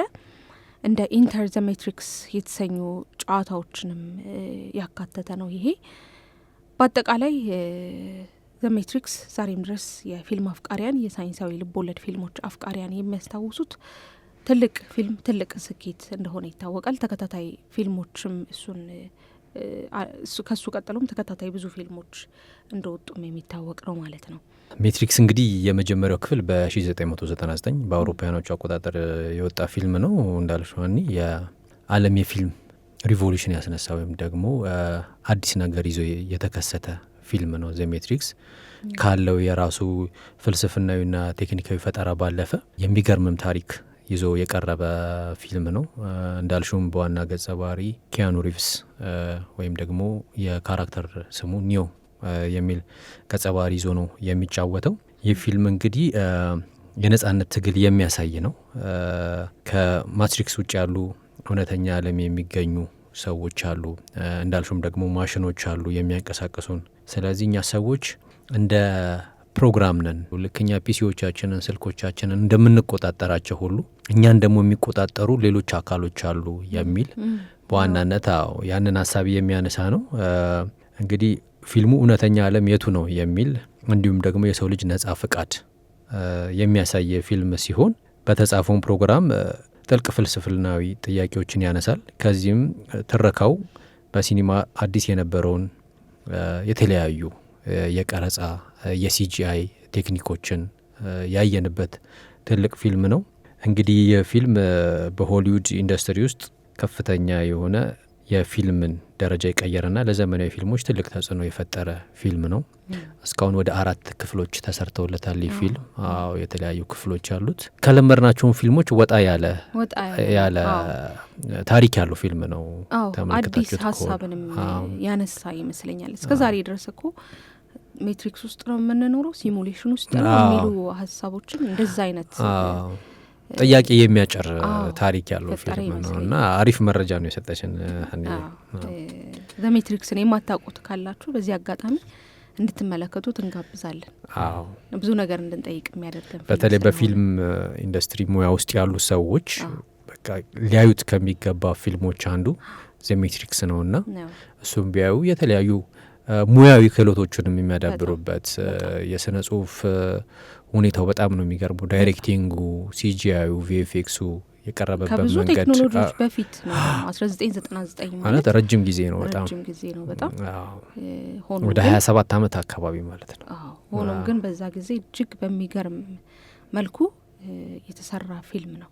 ወደ ቀጣዩ የሳምንቱን በታሪክ ጉዳይ ስናልፍ ደግሞ ማይክሮሶፍት የተመሰረተበትን ቀን እናገኛለን። ማይክሮሶፍት እንደሚታወቀው እንግዲህ ትልልቅ ከሚባሉ የአሜሪካ ዓለም አቀፍ ከሆኑ የቴክኖሎጂ ተቋማት አንዱ ነው። ዊንዶውስ ብዙዎቻችን በኦፊስም የቤትም ኮምፒውተሮች ላይ ላፕቶፖች ላይ ያሉ ማይክሮሶፍቱ ባይኖር እነዚህ ፒሲዎች ማሰብ ከባድ ነው አይደለ?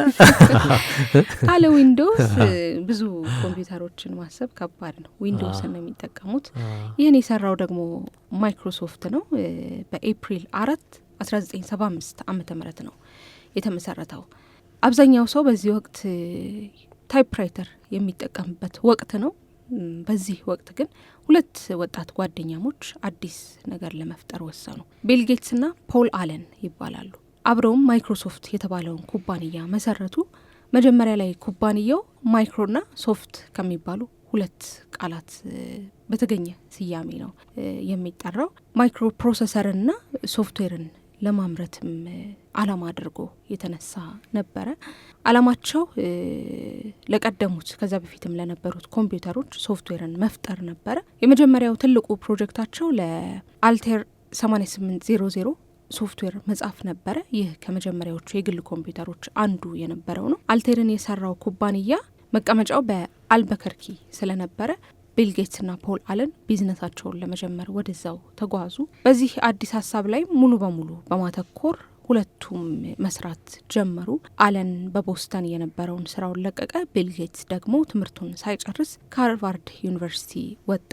ትልቅም ራዕይ ይዘው ስራቸውን ጀመሩ ማለት ነው። ነገር ግን ይህንን ሪስክ ወስደው ስራቸውን ጀምረው ስኬታማ መሆን ጀመሩ። በ1978 ዓመተ ምህረት ማይክሮሶፍት $1 ሚሊዮን በላይ ሽያጭን ማከናወን ቻለ። ከአንድ ዓመት በኋላም ኩባንያውን ወደ ትውልድ አካባቢያቸው ዋሽንግተን ግዛት አዛውረው በቤልቪው ከተማ መኖር ጀመሩ ማለት ነው። በ1981 ዓመተ ምህረት ለመጀመሪያው የአይቢኤም የግል ኮምፒውተር የራሳቸውን ኦፕሬቲንግ ሲስተም ኤምኤስ ዶስ አቀረቡ። ይህ ውሳኔ ማይክሮሶፍት በፍጥነት እንዲያድግ ረዳው። ብዙም ሳይቆይ ሌሎች የኮምፒውተር ኩባንያዎችም ኤምኤስ ዶስን መጠቀም ጀመሩ። ይሁን እንጂ ኤምኤስ ዶስ ለመጠቀም ቀላል አልነበረም።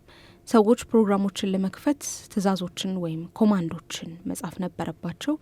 ምንም አይነት ምስሎች ወይም ግራፊክስ አሁን ላይ ያሉ ኮምፒውተሮች ላይ የምናየው ግራፊካል ዩዘር ኢንተርፌስም አልነበረውም። በ1983 ታዲያ ፖል አለን የሆጅኪን ሊምፎማ ህመም እንዳለበት ከታወቀ በኋላ ማይክሮሶፍትን ለቆ ወጣ። ቆይቶ ግን ከህመሙ አገግሞ በሌሎች የንግድ ስራዎች ላይ መስራቱን ቀጠለ። ከዚያም በ1985 ዓ.ም ማይክሮሶፍት አዲስ ነገር አስተዋወቀ ማለት ነው፣ ዊንዶውስን። ይህ ሲስተም የተለየ ነበረ። ግራፊካል ዩዘር ኢንተርፌስ ነበረው። ተጠቃሚዎች ሜኒዎችን መጫን፣ ወደ ላይና ወደ ታች ማንቀሳቀስ፣ ስክሪኑን በቀላሉ መጠቀም ቻሉ። ይህም ኮምፒውተሮችን ለሰዎች ለመጠቀም ቀላል እንዲሆኑ አደረገ ማለት ነው። በ1986 ዓ.ም ማይክሮሶፍት ዋና መስሪያ ቤቱን ወደ ሬድመንድ ዋሽንግተን አዛወረ። አክሲዮኑም በገበያ ላይ የሚሸጥ የህዝብ ኩባንያ ወይም ፐብሊክ ካምፓኒ ሆነ። ኩባንያው በሚሊዮኖች የሚቆጠር ዶላር አገኘ። ብዙም ሳይቆይ ማይክሮሶፍት በዓለም ላይ ትልቁ የሶፍትዌር ኩባንያ ሆነ። በ1987 ዓ.ም ቢል ጌትስ ገና 31 ዓመቱ ነበረ። በዚህ ወቅት ግን የዓለማችን ትንሹ ቢሊዮነር መሆን ቻለ ማለት ነው። እስከ ቅርብ ጊዜ ድረስ እኮ ሀብታም ሲባል ቢል ጌትስ ነው ትዝ የሚለን ሁላችንም ማለት ቁጥር አንድ ሀብታም ሌላ ሰው ከሆነ በኋላ ራሱ እኔ ሀብታም እሱ ነው አይደል? ቢል ጌት ነው ቢል ጌት ነው እንዲና የዚህን ያክል ነበረ ስኬቱ። ኩባንያው ከዚህም በኋላ እድገቱን ቀጠለ። በ1995 ዓ.ም ዊንዶውስ 95 ተለቀቀ። ይህ ስሪት የስታርት ሜኑን ያስተዋወቀ ሲሆን በጥቂት ሳምንታት ውስጥ በሚሊዮን የሚቆጠሩ ቅጂዎችም ተሸጡ። በዚያ ወቅት ኢንተርኔት እየተስፋፋ ስለነበር ማይክሮሶፍት ኢንተርኔት ኤክስፕሎረርን በመልቀቅ ወደ ዌብ ብራውዚንግ ዓለምም ገባ ማለት ነው። ይህን ይመስላል የማይክሮሶፍት ጉዞ። ዛሬ ላይ ዊንዶውስ ዊንዶውስ 11 ደርሷል። 11 ገባላ። ዊንዶውስ በጣም ብዙ እድገቶችን እያሳየ የስታርት ሜኖቹ እየተቀያየሩ አዳዲስ ነገሮችን እያስተዋወቁ እዚህ ደርሷል። እንጠብቃለን ደግሞ የዊንዶውስና የኮምፒውተር እድገት በጣም ነው የሚገርመው። በፊት ለኮምፒውተሮች የነበረን አመለካከት ያው እኛ ብዙ ጊዜ ቴክኖሎጂ ተቀባይ እንደመሆናችን መጠን በጣም የምንፈራ እኔ አስታውሳለሁ እኛ አካባቢ አንድ ጥሩ ኑሮ የሚኖሩ ሰዎች አሉና ለልጁ ኮምፒውተር ተገዛለት። ነጭ ነው አስታውሳለሁ። ቦርጫሙ ነው የሚባለው የእሱ አይነት ዴስክቶፕ ነውና በቃ ሂጂ ሳየው ጥራቱ በጣም የሚገርም ነው ሲከፈት። ምክንያቱም እኛ ቲቪ የምናየው በአንቴና ነበረ እና አንቴና በመከራ ነው የሚጠራው። ከዛ ውጭ ደግሞ የሆነ እንትን የሚል ነው የሚመስለው ስነካው የሆነ ታምር የሚፈጥር አለ አይደለ? የሆነ በቃ ታምራዊ የሆነ ቁስ አድርጌ ነበር የማስበውና ያው ኮምፒውተርን በዛ አይነት ምልከታ አይቼው ነበረ ከዚህ በፊትና የፈጣን የሆነ እድገት ነው ያመጣው። አይገርምም? ግን የመጣበት ሂደትና ዛሬ ላይ ያለበት በጣም አሁን በኪስሽ ይዘሽ የምትንቀሳቀሽው በቦርሳሽ ይዘሽ የምትንቀሳቀሽው የበፊት ቴክኖሎጂዎችን ብታይ እኮ በጣም ፕሮሰሰሩ አንድ ቤት የሚያክል በጣም ብዙ ሰዎች የሚያንቀሳቅሱት ሃርድ ዲስካቸው በጣም ትልልቅ የሆነ በቴራባይት ማሰብ በጣም ከባድ የሆነበት ጊዜ በጣም ትንንሽ ጂቢዎች አንድ ጂቢ ራሱ ብርቅ የሆነበት ጊዜ ትንንሽ ፋይሎችን ነበር የሚይዘው። ከዛ ያደገ መጣ። ፍሎፒ የሚባል ዲስክ ነበረ። በዛም ትንሽዬ የሆነች ጂቢ ፋይል ነበር የሚይዘው። ከዛ ግን አሁን ላይ ግን በጣም ትንሽዬ በሆነች ስፔስ ውስጥ በጣም ብዙ ፋይሎችን ዳታዎችን መያዝ የሚያስችል እሱ ይመስለኛል ፕሮግረሱ። ይሄ እየተሻሻለ ሲሄድ እቃውን አነስ ማድረግ ሳይዙን ማሳነስ፣ ነገር ግን ካፓሲቲውን የሚይዘውን የዳታ መጠን ደግሞ ከፍ ማድረግ ይመስለኛል። አነሳሱም እንኮ እንደዛ ነው። በቃ ፒሲ ፐርሰናል ኮምፒውተር እያንዳንዱ ሰው አንዳንድ ኮምፒውተር እንዲኖረው ታስቦ የተነሳ ቴክኖሎጂ ነው እና ፈጣሪዎችም ይህንን ሀሳብ ይዘው ነበር መጀመሪያም የተነሱትና ያው አለን አንዳንድ ኮምፒውተር አሁን ታምር አይደለም፣ ሁለትም ያለው አለ ሶስትም ያለው አለና የመጣበት ፍጥነት በጣም የሚያስገርም ነው። ያስገርማል በጣም። ጥሩ መረጃን ወደ ኋላ በደንብ ደርደር ብለን ስለ ሜትሪክስ ከዛ ስለ ማይክሮሶፍት ቆንጆ ታሪኮችን ወደ ኋላ መለስ ብላ ሀኒ ያስቀኘችን። ከዚህ ጋር ተያይዞ እንግዲህ በሀኒ የሚዘጋጅ በዚህ ከማይክሮሶፍት ጋር በደንብ ስላወራንበት አንድ ቆንጆ የቴክኖሎጂ ፕሮግራም ከሙዚቃ ጋር ጋብዘናቸው አድማጮቻችን ተመልሰን የምንገናኝ ነው የሚሆነው። አብራችሁን ስላላችሁ እናመሰግናለን። ተመልሰን እንገናኝ።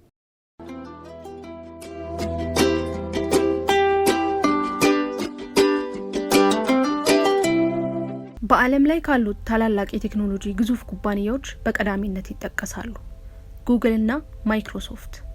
የድረገጾችን ፍለጋ አሉ የተባሉ ሶፍትዌሮችን መፈብረክ፣ ክላውድ ኮምፒውቲንግ እና አርቲፊሻል ኢንተለጀንስን የመሳሰሉ የዘመናችን ጥያቄ ፈቺ የሆኑ የቴክኖሎጂ ውጤቶች ላይ ፊት ለፊት ይገኛሉ።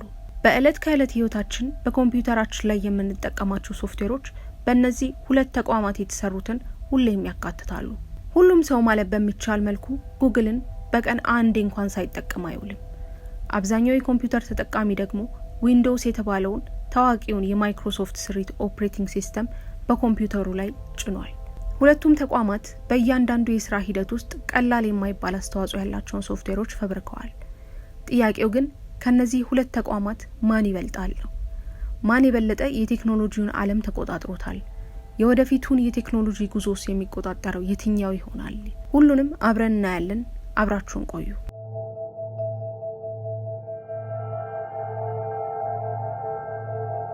እነዚህ ሁለት ተቋማት ዛሬ ያሉበትን ደረጃ ከማነጻጸራችን በፊት ግን አንድ እርምጃ ወደ ኋላ እንመለስና እንዴት እንደጀመሩ እንመልከት። ማይክሮሶፍት በፈረንጆች አቆጣጠር በ1975 ዓ.ም ቢል ጌትስና ፖል አለም በተባሉ ሰዎች የተመሰረተ ሲሆን የተነሳበት ራዕይ ደግሞ ኮምፒውተርን በእያንዳንዱ ሰው ጠረጴዛ ላይ የሚገኝ ቁስ እንዲሆን ለማድረግ ነበር። ታዲያ ከጅምሩ በቴክኖሎጂው ዓለም ቀዳሚ እንዲሆን ያደረጉትን ሁለት ሶፍትዌሮች አስተዋውቆ ነበር፣ ዊንዶውስ ኦፕሬቲንግ ሲስተም እና ማይክሮሶፍት ኦፊስ። እነዚህ ሶፍትዌሮችም ለቀጣዮቹ 10 ዓመታት የግል ኮምፒውተሮችን ተቆጣጥረዋል። ጉዟችንን በመቀጠል ወደፊት 23 ዓመታትን አልፈን ስንሄድ ደግሞ በ1998 ዓ.ም በፍጥነት ጉግል የተወለደበትን ጊዜ እናገኛለን። ጉግልን ያስተዋወቁን በስታንፈርድ ዩኒቨርሲቲ የሚማሩ ሁለት ላሪ ፔጅ እና ሰርጌይ ብሪን የተባሉ ሰዎች ናቸው። ዓላማቸው ደግሞ ዓለም ላይ ያለውን ዲጂታል መረጃ ማደራጀትና ለሁሉም ተደራሽ ማድረግ ነበር። ይህን ለማድረግ ያቀዱት ደግሞ ሰርች ኢንጂን በተባለ ቴክኖሎጂ አማካኝነት ነበር። አሁን ላይ ሁለቱም ተቋማት የሚታወቁባቸው እንዲሁም በሰፊው ጥቅም ላይ የሚውሉት እነዚሁ በቀዳሚነት የሰሯቸው ሶፍትዌሮች ሲሆኑ ዛሬም በቴክኖሎጂው ዘርፍ እግር በእግር እየተወዳደሩ አዳዲስ መፍትሄዎችን እያስተዋወቁ መጓዛቸውን ቀጥለዋል። ታዲያ ማን ከማን ይበልጣል የሚለውን ለማየት ከብዙ አቅጣጫዎች ብዙ ጉዳዮችን ማመዛዘን የሚኖርብን ሲሆን ከፋይናንስ አቅም፣ ከሚያመርቷቸው ምርቶችና ወደፊታቸው ምን ይመስላል ከሚሉ ነገሮች አንጻር ለመረዳት እንሞክራለን። የፋይናንስ አቅምን በተመለከተ ማርኬት ካፒታላይዜሽናቸውን መወዳደር የሚኖርብን ሲሆን ይህም የእያንዳንዱ ኩባንያ አጠቃላይ ዋጋ ማለት ነው።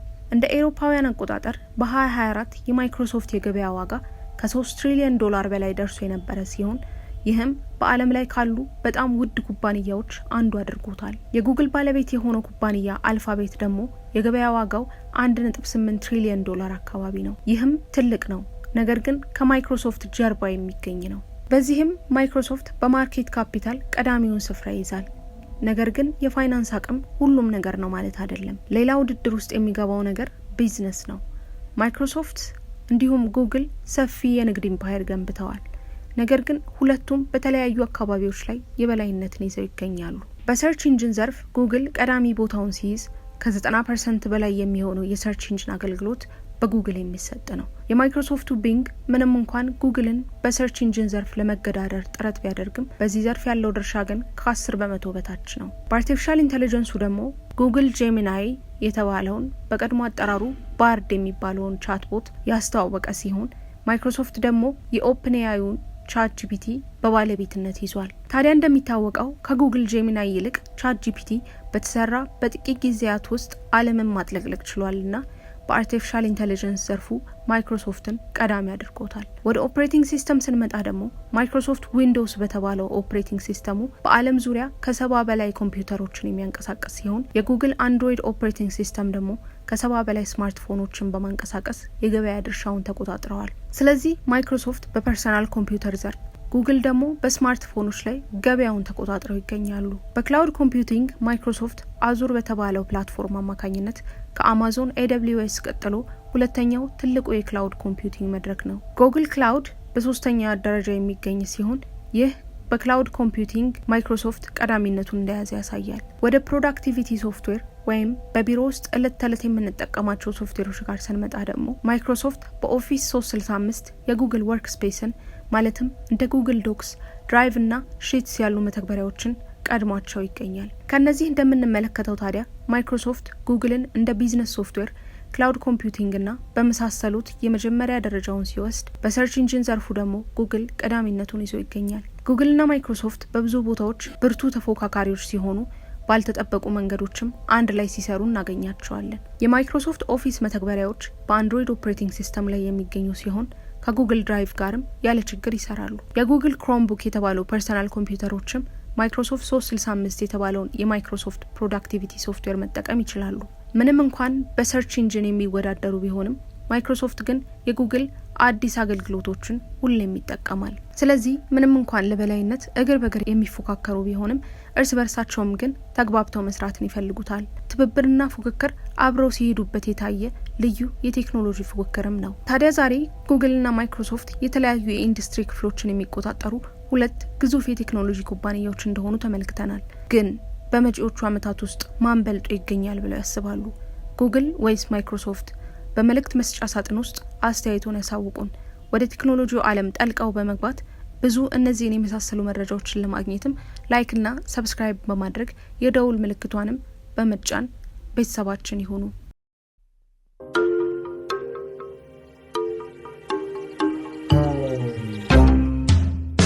ሰዋሰው ቅምሻ ዘወትር እሁድ በዚህ ሰዓት ተመልሰን መጣን። አድማጮቻችን ሰዋሰው ቅምሻን ነው እየተከታተላችሁ የምትገኙት። ሰዋሰው ቅምሻ በሰዋሰው መልቲሚዲያ ተዘጋጅቶ በትርታ ኤፍኤም 97.6 ወደ እናንተ የሚደርስ የመዝናኛ የመማማሪያ ፕሮግራማችን ነው። የመጨረሻ ሰዓታችን ላይ ደርሰናል። ድንቃ ድንቅን አሹ ወደ እናንተ ያደርስና ፕሮግራማችንን እናገባድዳለን። ትንሽ ተገርመን እንዝጋ ብለን ነው። እንገረማለን። የዛሬዎቹ ድንቃ ድንቆች እንኳን አጠር በጣም ብለው ሁለት ናቸው። ይሁን ያው ከብዛት ጥራት በጣም ቀርፋፋው ነገር ነው። ኤሊ ነዋ የፈረደባት ኤሊ አይደለ?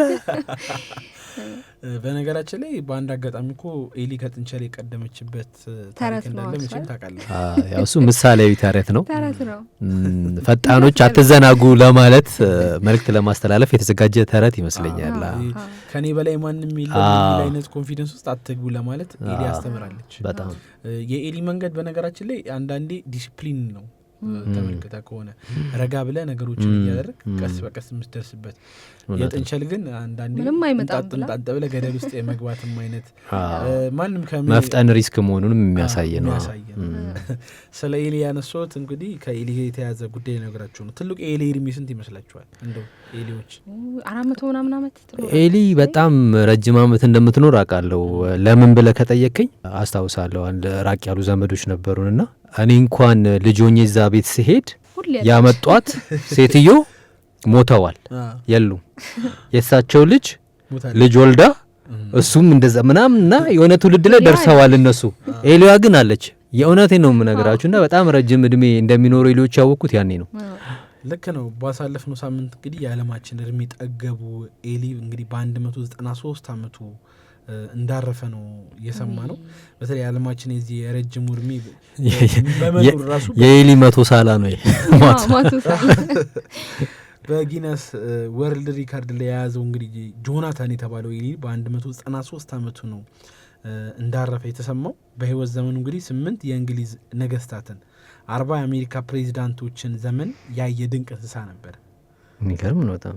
የእንስሳት ሐኪሙ እንግዲህ እንደገለጹት ከሆነ የታሪካዊ ኤሊ ባሳለፍነው ሳምንት ሮብ ዕለት እንደሞተ ጭምር ነው የተሰሙና ብዙ አነጋጋሪ ጉዳዮች ነበሩ። ኤሊ እንደዚህ ነው የሚያስብሉ ሀሳቦችን ሲንሸራሸሩ ተመልክተናል። ሌላኛው የዓለማችን አነጋጋሪው የዛፍ ሰው ገጠመኝን ነው የምንነግራችሁ። ምናልባት ይህንን አድማጮቻችን የማህበራዊ ትስስር ገጽ በተለይም ደግሞ የዩቲዩብን በመጠቀም የዚህን ሰው ገጽታ መመልከት ትችላላችሁ። በመላው ዓለም የሚገኝ ነው። ዘ ትሪማን ይባላል። ባንግላዴሻዊ ሲሆን እጁ እጅግ በቃ ይሄ ዛፍ ላይ ያሉ እንትኖች የሉ ቅርንጫፎች ምናምን እጁ እንደዛ ነው ተፈጥሯዊ እጁ የሚገርም ነው። ታዲያ ይሄኛው እንግዲህ አደገኛ የዘር ውርስ በሽታ ምክንያት ነው በእጆቹ ላይ እንደ ዛፍ ያሉ ቅርፊት ነገሮች እንደ ቁስልም አይደሉም በቃ እንደዛ አይነት ሂደቶች የበቀሉበትና ከ2016 ጀምሮ ባደረጋቸው ተከታታይ እንግዲህ ከ25 በላይ ቀዶ ጥገናዎች እንግዲህ የተለያዩ ቅርፊቶች ሲያነሳ ሲወጡለት ቢቆይም በሽታው ግን በየጊዜው ይበልጥ እያገረሸ እየጠነከረ ያቆጠቆጠ ነው የሚመጣው በልኝ ለከፍተኛ ህመም ይዳርጓል።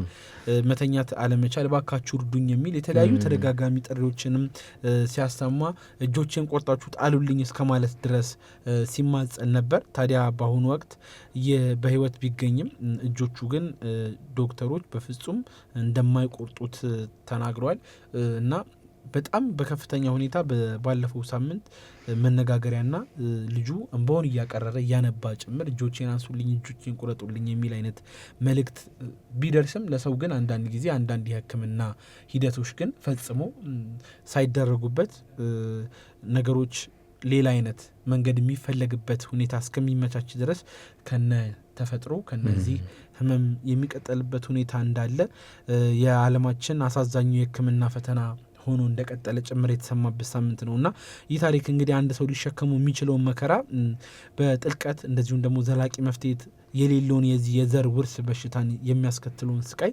ለዓለም በግልጽ ያሳየ ትልቅ ማሳያም ሆኖ ነበር።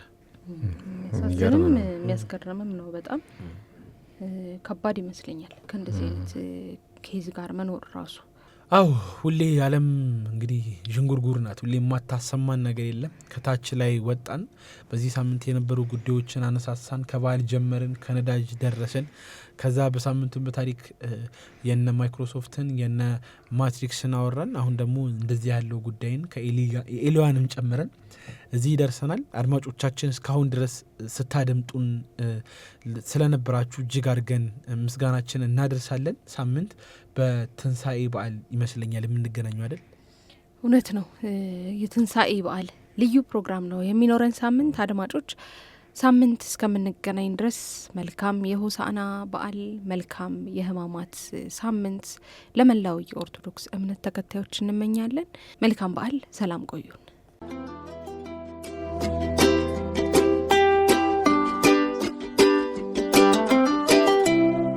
ሰዋሰው ቅምሻ ሰዋሰው ቅምሻ ከሰዋሰው መተግበሪያና ዩቱብ ቻናል የተገኙ ቁም ነገሮች የሚቀርቡበት ሰዋሰው ቅምሻ ሰዋሰው ቅምሻ ዘወትር እሁድ በዚህ ሰዓት